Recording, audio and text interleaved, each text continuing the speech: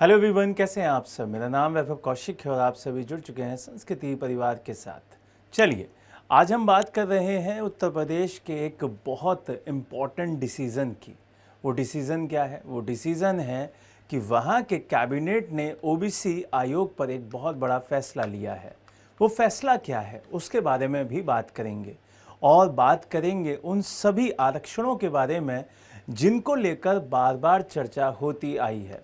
यहाँ पर उत्तर प्रदेश सरकार ने पंचायती चुनाव के अंदर ओबीसी को लेकर आरक्षण तय करने के लिए एक विशेष आयोग की मंजूरी दे दी है। अब उस विशेष आयोग की जो मंजूरी दी गई है उसके बारे में जानना बहुत इम्पोर्टेंट हो जाता है। क्यों? क्योंकि ये फैसला स्थानीय निकाय चुनावों में आरक्षण व्यवस्था को कानूनी रूप से मजबूत करने और जो सुप्रीम कोर्ट के निर्देश हैं उनका पालन करने के लिए लिया गया है।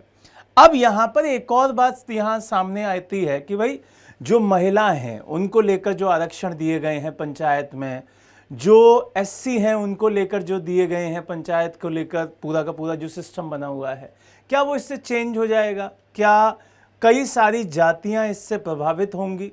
तो उन सभी जातियों के बारे में भी जानेंगे जिनका फ़ायदा ये सारी की सारी जातियाँ उठाएंगी और वो सारे के सारे कमेटी के रूल एंड रेगुलेशन भी जानेंगे जो इस पूरी कमेटी के साथ जुड़ रहे हैं।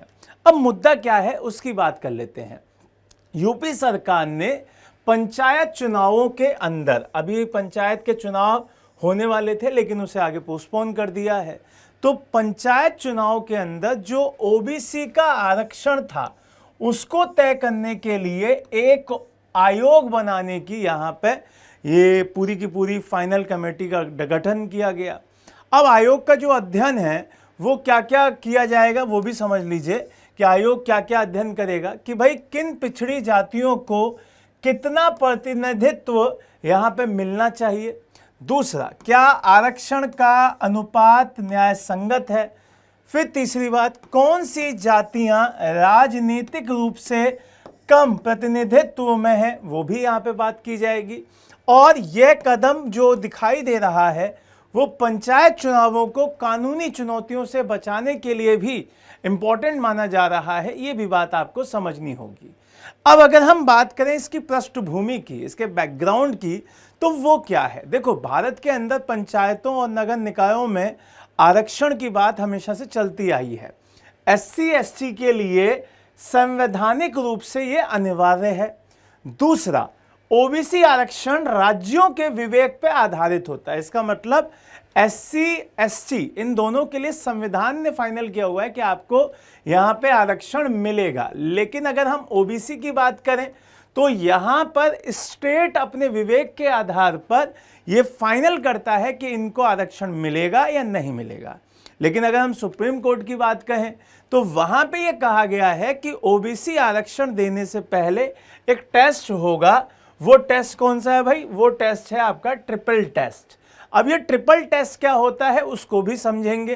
तो ट्रिपल टेस्ट की बात अगर हम करें कि भाई what do mean by triple test, तो ये यूपीएससी के लिए भी बहुत महत्वपूर्ण है, उसको भी याद रखिएगा। तो सुप्रीम कोर्ट ने 2021 में ये कहा था कि जो ओबीसी आरक्षण है उसको लागू करने से पहले आपको राज्य सरकारों के जो 3 शर्तें हैं वो पूरी करनी होंगी। पहला क्या है भाई? पहला है आपका डेडिकेटेड कमीशन, मतलब एक समर्पित आयोग बनाना होगा जो पिछड़ेपन का अध्ययन करेगा। ये पहली शर्त है। दूसरा है यहाँ पे कि एक आयोग वास्तविक आंकड़ों का आधार पर ये तय करेगा कि कौन से वर्ग का राजनीतिक रूप से पिछड़ापन है, मतलब एम्पिरिकल डाटा कलेक्शन यहाँ पे किया जाएगा। और तीसरा है आपका रिजर्वेशन सेलिंग, मतलब आपका जो कुल आरक्षण है वो 50% की सीमा से अधिक तो नहीं हो जा रहा है, वो भी यहाँ पे चेक किया जाएगा। मतलब ये 3 बातें चेक की जाएंगी, तब जाके आपको वहां बताया जाएगा कि हाँ भाई यहाँ पे आपको आरक्षण मिलेगा या नहीं मिलेगा। अब यूपी सरकार का क्या उद्देश्य है वो भी जान लीजिए।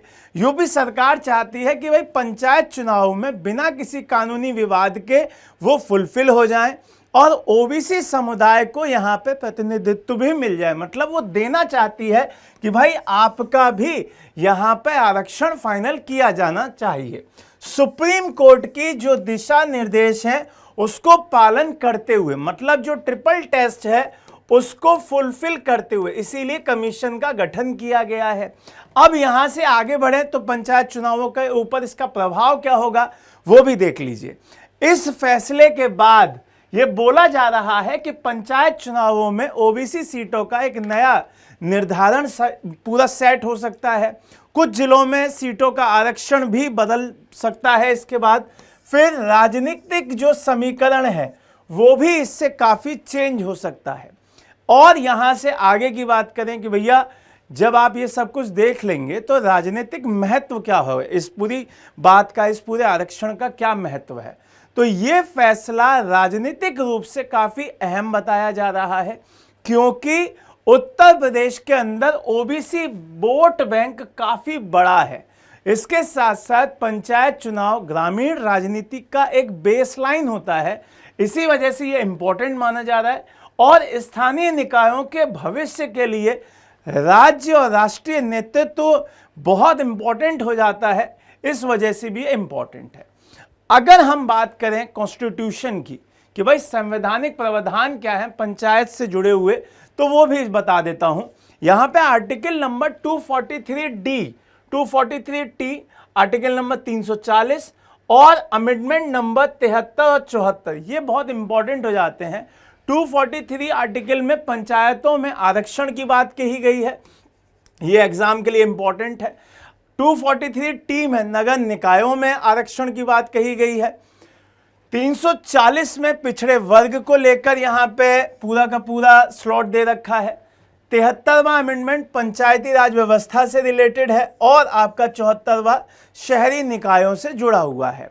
अब हम सुप्रीम कोर्ट की बात करें तो यहां पे कई सारे केसेस आते हैं जिसके बिहाफ पर यह बोला गया कि भाई ये चीजें जरूरी हैं। जैसे के कृष्णामूर्ति केस, वहां पर यह इंपॉर्टेंट हो जाता है कि जो लोकल बॉडी इलेक्शन है उसमें ओबीसी रिजर्वेशन की वैधता स्वीकार की गई थी, लेकिन वैज्ञानिक आधार पर यह जरूरी बताया गया कि भाई ये सारी चीजें होनी चाहिए। फिर उसके बाद एक और केस आया था आपका विकास कृष्ण राव, ये वाला केस जो था उसमें ट्रिपल टेस्ट अनिवार्य किया गया था। फिर उससे आगे बढ़े तो फिर महत्वपूर्ण संशोधन किए गए। 73वें कॉन्स्टिट्यूशन अमेंडमेंट 1992 के हिसाब से काफ़ी चेंजेस किए गए, जो 24 अप्रैल 1993 को लागू भी हो गया था।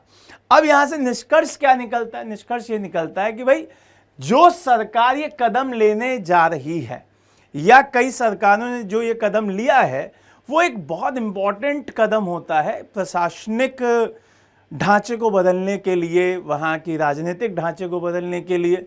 उससे सामाजिक न्याय, संवैधानिक वैधता और ग्रामीण राजनीतिक प्रतिनिधित्व में काफ़ी बदलाव आते हैं और इन तीनों में ये संतुलन का प्रयास होता है। तो ये इम्पोर्टेंट हो जाता है, ये काफ़ी ज़रूरी हो जाता है कि स्टेट किस तरीके से यहाँ पे काम करता है।